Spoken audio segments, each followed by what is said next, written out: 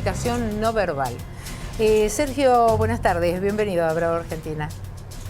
Buenos días, buenas tardes, sí, ¿qué tal? Sí, buenos medios días, estamos en la mitad. No es ni muy ni tan, ¿viste? Ahora estamos entre que es mañana y no es ni mañana ni tarde. Sí, déjame simplemente aclarar antes que nada que soy doctor en comunicación social y licenciado en antropología. No soy experto en comunicación no verbal porque yo lo diga. Ay, por favor, mil disculpas. No hay problema. Me refiero a que hay gente que aparece que habla del tema y que no tiene fundamentación académica ninguna.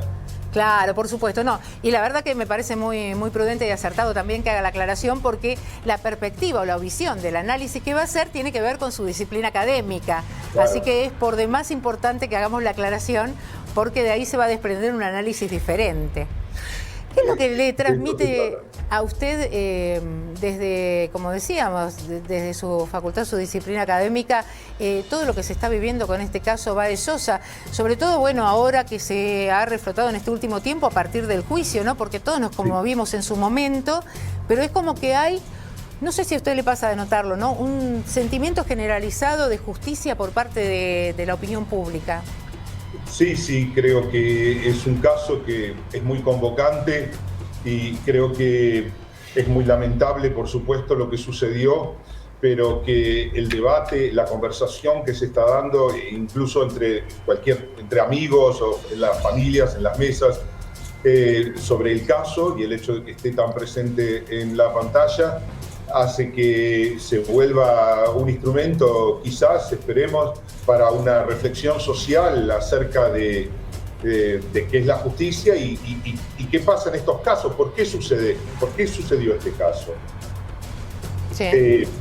A ese respecto, antes de hablar específicamente de la comunicación no verbal de cada uno de quienes vemos ahí sentados, aclaro que había dicho algo mal a la mañana temprano cuando estuve en otro canal, respecto de que, quien vemos ahí en el centro, entre Sinali y Pertossi, es Matías Benicelli.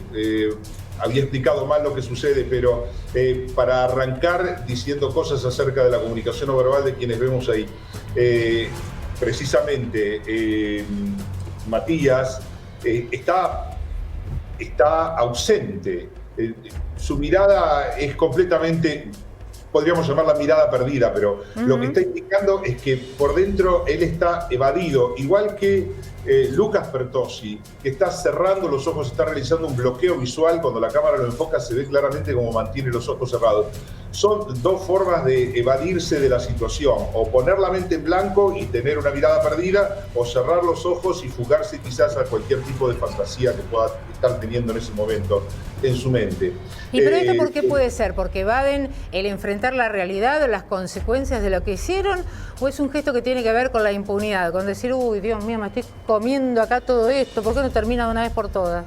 Es una excelente pregunta. Yo creo que claramente estos chicos han demostrado, estos muchachos han demostrado que han actuado, luego se verá si hay diferentes responsabilidades, etcétera, pero actuaron de la manera más cobarde en la que uno puede pensar. A la mañana citaba algo que me pareció muy interesante, y es que un primatólogo, antropólogo también, Robert Branham, que escribió un libro que se llama Demonic Males, Machos Demoníacos, habla de que solo en otra especie aparte de la especie humana, entre los chimpancés, existe esta cuestión de formar un grupo entre los machos más fuertes y patrullar el territorio, y si hay algún miembro de otro grupo cercano a la frontera del propio territorio, lo atacan. Pero lo extraordinario es que todos los ataques documentados han mostrado que solo atacan cuando tienen una ventaja de 8-1. 8-1 es asegurar que ningún miembro del grupo atacante va a sufrir ningún tipo no va a sufrir nada, o sea, no le va a pasar nada. Tienen una ventaja tan superior que obviamente van a destrozar a aquel a quien ataquen. Ahora, la verdad que parece que me leyera la mente, porque yo le iba a preguntar como antropólogo, justamente el análisis de la evolución humana, porque uno ve que hay situaciones que son horrorosas, que son espantosas durante la guerra, por ejemplo, pero yo ni siquiera he visto que se ataque entre 8 a un solo soldado. He visto cosas que son degradantes, que son espantosas, que uno las lee, en realidad no que las vio, pero sino que uno las lee, Y hay hechos que son espantosos y repudiables, pero uno no se imagina que en una situación de paz, en un estado de paz, en donde tiene que existir la coexistencia entre ciudadanos de manera, por lo menos no sé si pacífica, pero de manera organizada, ¿cómo pueden tener conductas que uno considera que ya a esta altura de las cosas son retrógradas? Porque con el uso de la... O sea, recién poníamos el ejemplo de los animales, pero los animales son territoriales, no tienen el control de la voluntad como lo tenemos los seres humanos. Bueno, los chimpancés son una especie muy cercana a la nuestra, compartimos el 98.3% de los genes, las diferencias son pocas, son de grado, más que de esencia, porque tenemos incluso comportamientos sociales que compartimos. Por ejemplo, esta cuestión de ser capaces de atacar a alguien indefenso. Claro, porque los frenos inhibitorios no los tienen los chimpancés, por ejemplo, y nosotros los frenos inhibitorios no los tienen en teoría. Nosotros hemos sido formados socialmente para tener frenos inhibitorios que hacen que no tengamos determinadas conductas que son antisociales.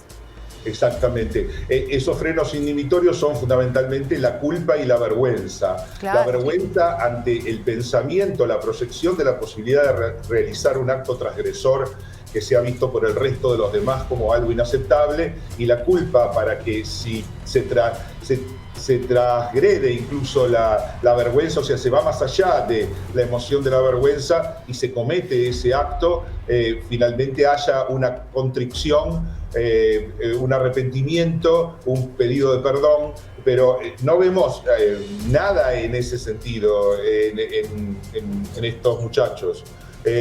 Siguen el juicio adelante, habiendo ya perdido claramente, habiendo querido mostrar en un momento un tipo de formidabilidad, o sea, de ser superiores al resto, de ser superiores a alguien que claramente fue atacado de manera cobarde, pero esa necesidad de mostrar superioridad los ha llevado a una edad tan temprana a cometer un crimen y ser atrapados.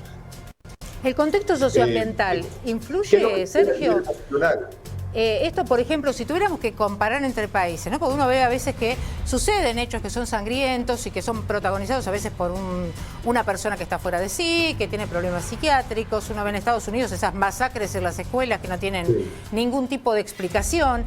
Pero esto se da en un contexto socioambiental determinado. Podemos decir que hay a lo mejor países, estados que por su situación socioeconómica pueden tener mayor propensión a que se desarrollen este tipo de grupos antisociales.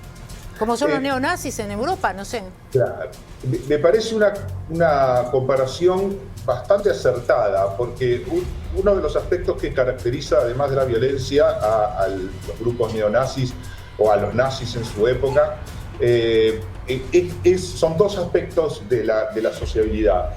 Uno es la obediencia ciega a un líder. Habría que ver si realmente este grupo tiene un líder como se supone que puede haber sido este muchacho Townsend, y una adherencia al grupo que no es lealtad, es otra cosa, porque lo leal es bueno.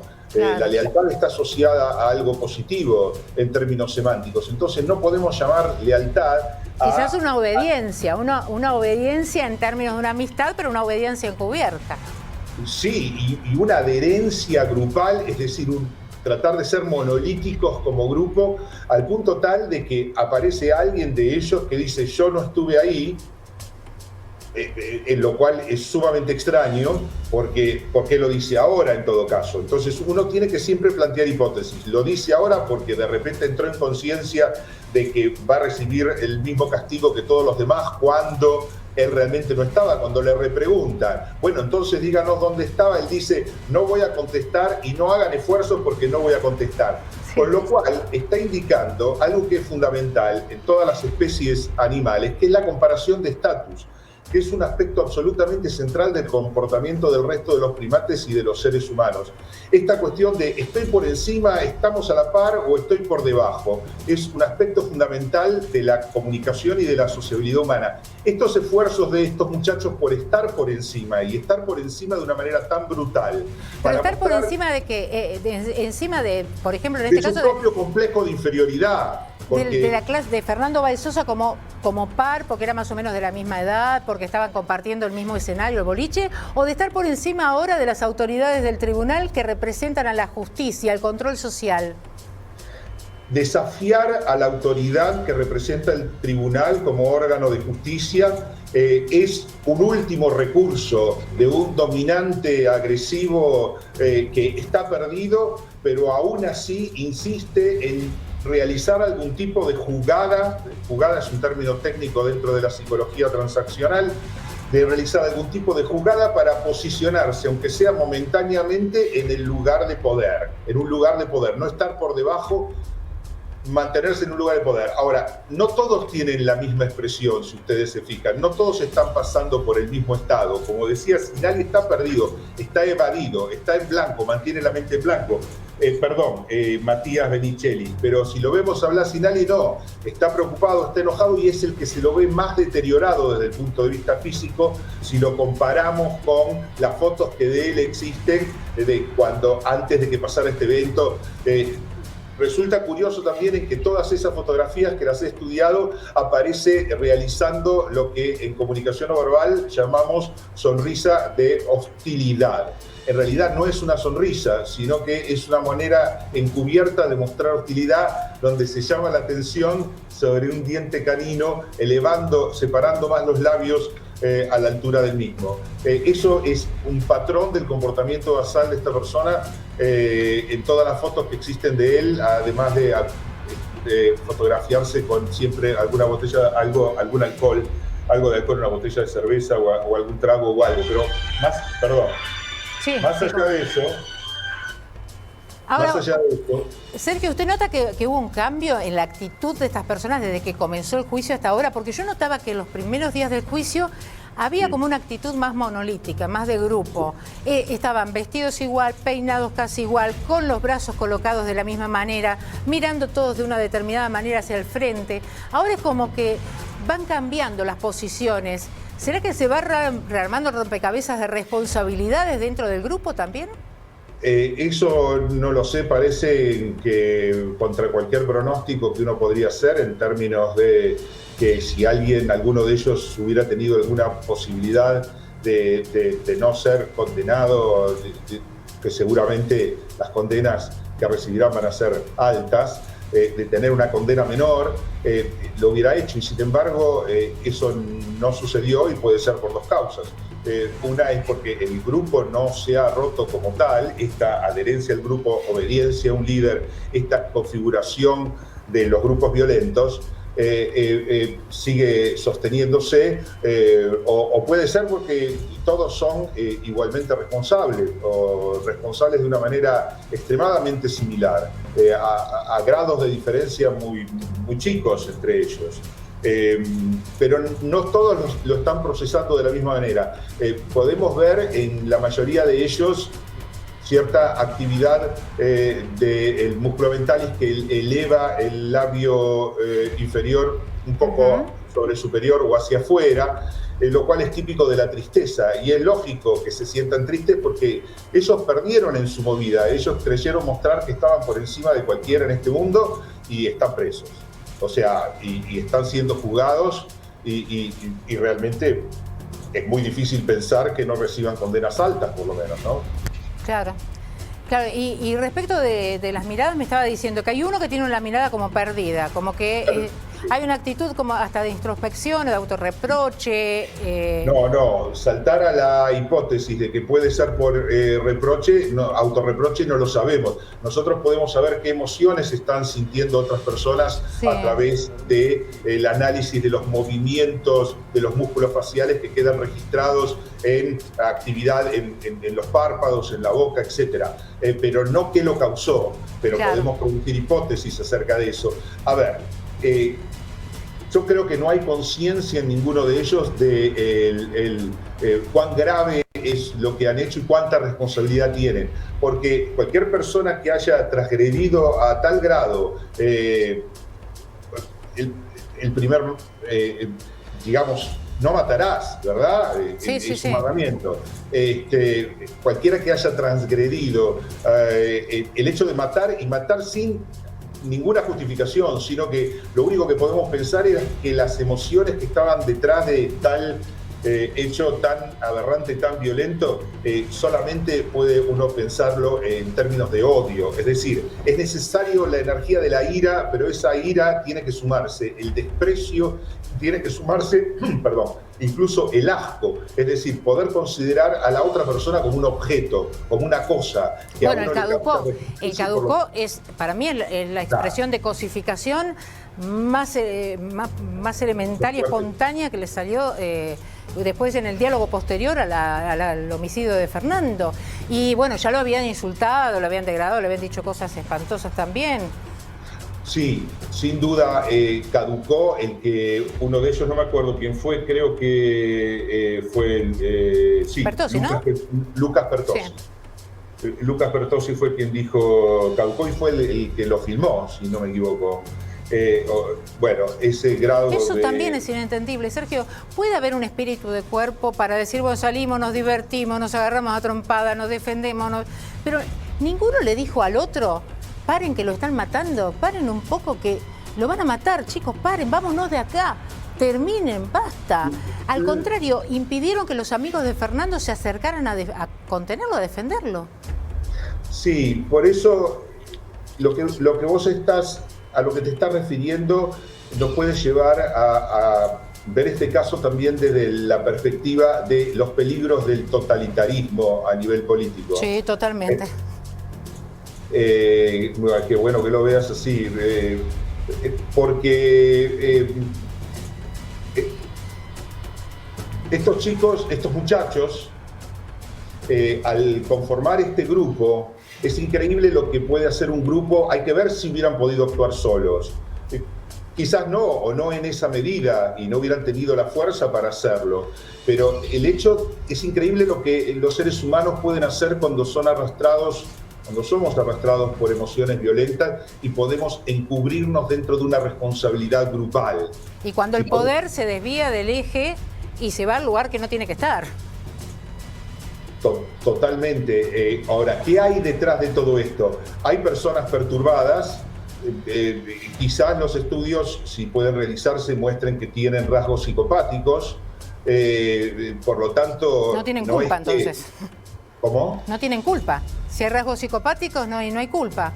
Y no hay culpa, no hay remordimiento, no hay arrepentimiento, y eso es lo que está faltando, que me había perdido un momento y era lo que quería llegar. Cualquier persona que haya tomado conciencia de que ha realizado un acto de ese grado de violencia que resultó en la muerte de alguien que además no era culpable de absolutamente nada, no tuvo la más mínima provocación, y aunque lo hubiera tenido, un asesinato así de brutal, la culpa, si realmente la sintiera, pide reparación. O sea, quiero reparar lo que hice. Si la manera de repararlo es ir preso, me declaro culpable, trato en todo caso de mitigar la condena mostrando de que tengo alguna posibilidad de recuperación social. Claro. Pero estos chicos no están dando, estos muchachos, no quiero decir chicos porque al decir chicos uno minimiza el hecho de que son adultos y conscientes. Sí, son adultos jóvenes. ¿Cómo? Son adultos jóvenes. Adultos jóvenes, sí, adultos jóvenes. Es realmente algo espantoso que esto suceda, pero pensemos, me preguntaste por qué, pensemos, si querés te puedo dar una explicación que se remonta a tiempos muy antiguos.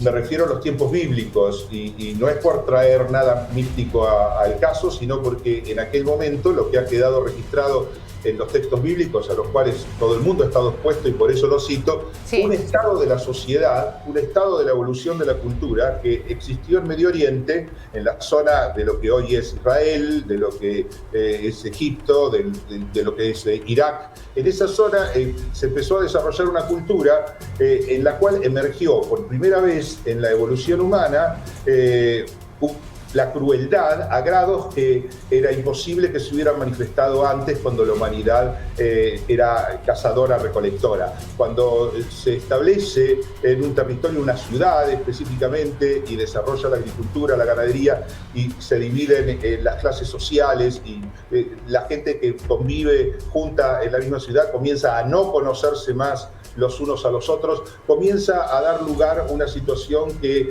creó el espacio propicio para que los individuos más psicopáticos, más sociopáticos del grupo ascendieran a posiciones del poder y las pudieran mantener, y esa herencia todavía la tenemos hasta ahora.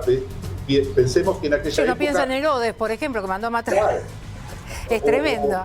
Tal cual, se podía dictaminar la muerte de niños. De niños, sin ningún tipo de piedad. Se podía torturar en los caminos y crucificar a la gente. En la época de los romanos, cientos y miles de cruces a lo largo de los caminos para que la gente vea los escarmientos. Pero anterior a los romanos, varios miles de años antes, los reyes de las ciudades asirias podían asesinar a decenas de miles de personas o esclavizar, para el caso. De modo que esa es la raíz cultural de la que provenimos. Y bueno, esos elementos tan perturbadores siguen existiendo dentro de la cultura y la sociedad. Esos impulsos de dominar a otros al grado de extraerles lo máximo, incluso la vida, por no decir explotarlos. Sí, hasta el alma, en la antigüedad era así.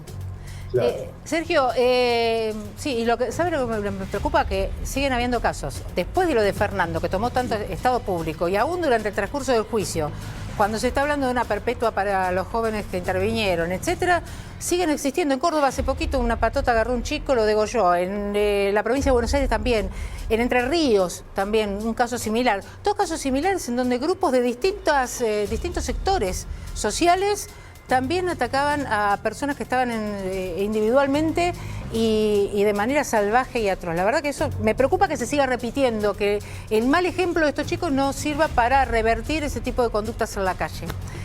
Quizás lo que ocurre es un efecto espejo, un efecto multiplicador, debido a la exhibición también tan presente en los medios, que tiene el aspecto positivo que nos permite debatir sobre esto, pero al mismo tiempo representa una carga de morbosidad, hasta en cierto grado, que es perturbadora. Y para muchachos, adultos jóvenes que en su estado de perturbación psicológica que ya traen, en el sentido de tener un narcisismo extremo, por ejemplo. Exactamente, encuentran con la difusión pública en los medios el elemento, el trofeo perfecto para enaltecer su narcisismo.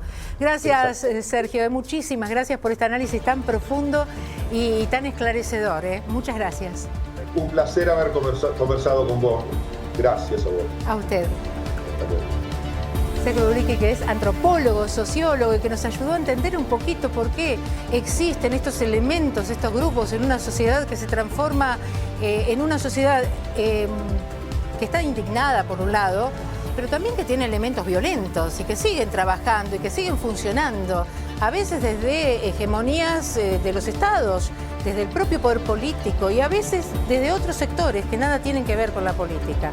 Esto es lo que pasa en la Argentina. Después de la pausa lo seguimos viendo junto a ustedes.